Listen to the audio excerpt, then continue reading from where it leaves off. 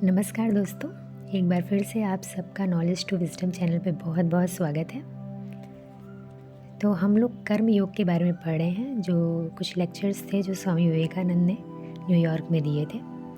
तो जो पहला अध्याय था कि कर्म का चरित्र पर प्रभाव, तो उसमें हमने जाना था कि कर्म का कैसे हमारा चरित्र कैसे बिल्डअप होता है। कर्म की वजह से हमारे जो कर्म हैं उसी का फल हमको आगे जाके मिलता है। तो उसमें जो हमारी की लर्निंग्स थी वो क्या थी कि मनुष्य जाति का जो लक्ष्य है वो ज्ञान है, आनंद नहीं है। कोई भी जो हमें ज्ञान है वो हमें बाहर से नहीं आता है, सारा ज्ञान हमारे अंदर ही छुपा हुआ है। और हम जो भी करते हैं उसके लिए जिम्मेदार हम स्वयं होते हैं। हमारे कर्म ही हमें एक अच्छा या बुरा व्यक्ति बनाते हैं। और कर्म को लेकर के हमेशा एक बात याद रखनी है कि हमें कभी भी कुछ पाने के कि हमें क्या मिलेगा ये सोच के कर्म नहीं करना है। हमें कर्म को कर्म के लिए करना है कि ये हमारा धर्म है, कर्म करना। तो चलिए अब हम दूसरे अध्याय की ओर बढ़ते हैं, और ये अध्याय का शीर्षक है कि हर कोई अपनी जगह अच्छा है। तो आज एक काम करते हैं, हम लोग एक कहानी से आज शुरू करते हैं। तो पहले हम लोग एक कहानी सुनेंगे और उस कहानी के बाद इस चैप्टर को समझेंगे। तो क्या होता है, एक समय की बात है, एक राजा था। वह सभी साधु सन्यासियों से एक ही प्रश्न करता था कि इन दो में से कौन बड़ा है, वह जो संसार छोड़कर सन्यासी हो जाए अथवा वह जो संसार में रहते हुए धर्म का पालन करे। कोई भी अपने तर्क वितर्क से राजा को सिद्ध नहीं कर पाता था कि कौन श्रेष्ठ है। अंत में एक युवा सन्यासी आया। राजा ने उससे भी यही प्रश्न किया। तो सन्यासी ने उत्तर दिया, राजन, दोनों ही अपने अपने स्थान पर श्रेष्ठ हैं। राजा ने कहा, सिद्ध करो। तो सन्यासी बोला, मैं सिद्ध कर दूंगा, पर जो मैं कहूँ वो आपको करना होगा। तो राजा बोला, ठीक है, राजी हो गया। तो सन्यासी राजा को अपने साथ लेकर चल पड़ा। कई राज्यों की सीमाएं पार करते हुए वो एक राज्य की राजधानी पहुंचे, जहां एक महोत्सव का आयोजन था। और उस राज्य की जो राजकुमारी थी उसका स्वयंवर था, और पड़ोसी देशों के कई राजकुमार वहां मौजूद थे।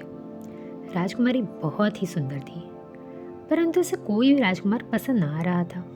क्योंकि वो बहुत सुंदर थी तो उसको पुरुष भी बहुत सुंदर ही चाहिए था। तो फिर वहाँ एक युवा सन्यासी आता है, जो एक कोने में खड़े होकर सब तमाशा देख रहा होता है।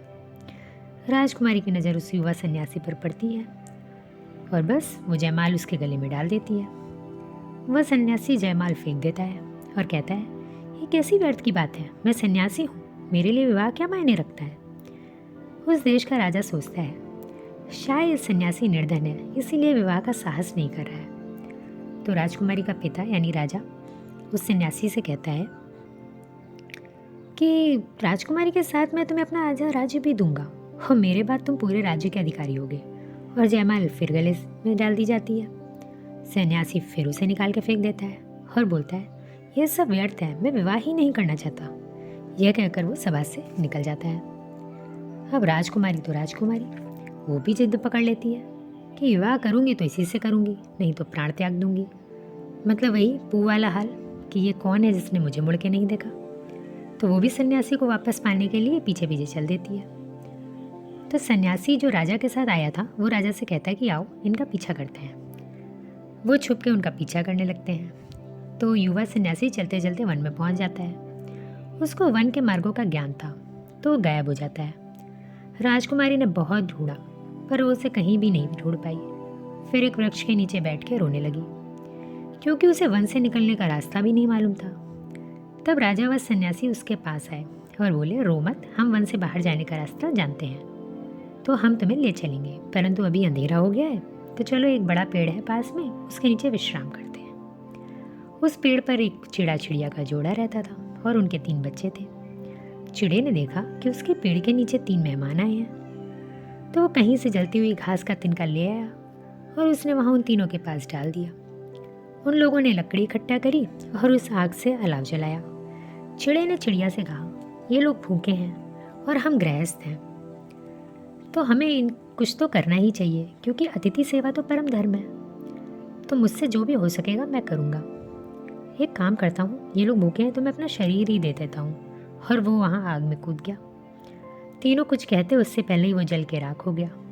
चिड़िया ने सोचा, इससे क्या ही होगा, तो वो भी अग्नि में कूद गई। बच्चों ने माँ बाप को ऐसा करते देखा तो बोले, उनका त्याग व्यर्थ नहीं जाना चाहिए, हमारा धर्म है कि उनके कार्य को पूरा करें। और वो तीनों भी आग में कूद गए। वे तीनों व्यक्ति ये देखकर दंग रह गए और उन्हें खा न सके। सुबह हुई तो राजा और सन्यासी ने राजकुमारी को महल में छोड़ा। उसके बाद फिर सन्यासी ने कहा, राजन, तुमने देखा कि अपने स्थान पर सब बड़े हैं। यदि संसार में रहते हो तो पक्षी की भांति रहो कि दूसरों के लिए अपना शरीर तक दे सको। यदि संसार से अलग रहते हो तो सन्यासी की भांति रहो जिसके लिए सुंदर राजकुमारी साम्राज्य भी तिनके के समान थे। यदि गृहस्थ हो तो दूसरों के लिए जियो, अगर सन्यासी हो तो सौंदर्य, शक्ति, संपत्ति सबको तुम मिथ्या जानो। तो मेरे हिसाब से अब आपको अपने सवालों का जवाब मिल गया होगा कि दोनों ही अपनी जगह ठीक है। तो अब हम आगे बढ़ते हैं। तो आपको कैसी लगी ये कहानी ज़रूर बताइएगा। तो अब हम आगे बढ़ते हैं। तो अभी विवेकानंद जी क्या कहते हैं कि किस परिस्थिति में कौन सा कर्म श्रेयस्कर रहेगा, हमें उसका ध्यान रखना चाहिए हमेशा। तो अगर गीता को देखें तो कृष्ण ने अर्जुन को कायर और प्रपंची कहा, क्योंकि वो इसलिए युद्ध नहीं लड़ रहा था कि उसके संबंधी हैं और अहिंसा की ही परम धर्म का ज्ञान दे रहा था। तो कृष्ण बोले कि तुम पंडितों की तरह बातें करते हो, पर तो तुम्हारे आचार्य कहते हैं कि तुम कायर हो।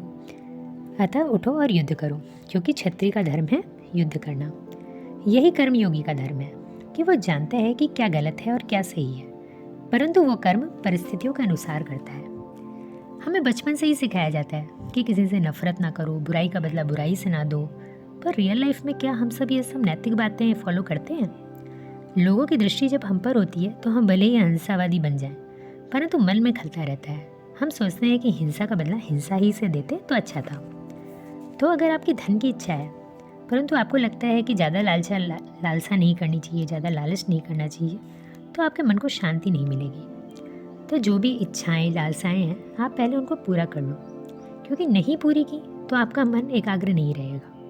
एक बार समस्त लालसाएं आपने पूरी कर ली तो फिर आपको एहसास होगा कि कितनी फालतू चीज़ों के पीछे मैं भाग रहा था। अतः आपको दूसरों के आदर्श फॉलो करने की ज़रूरत नहीं है। आप अपने आदर्श अपने हिसाब से चुन सकते हैं, क्योंकि दूसरों के आदर्शों को फॉलो करोगे तो ज़्यादा आगे तक नहीं चल पाओगे। सबके अलग अलग तरीके हैं जीवन जीने के। आप अपनी जगह सही हैं और मैं अपनी जगह। सेब के पेड़ को नीम के पेड़ के गुणों से तुलना नहीं कर सकते हैं। दोनों के गुण अलग हैं और यही बात हम सब पर भी लागू होती है।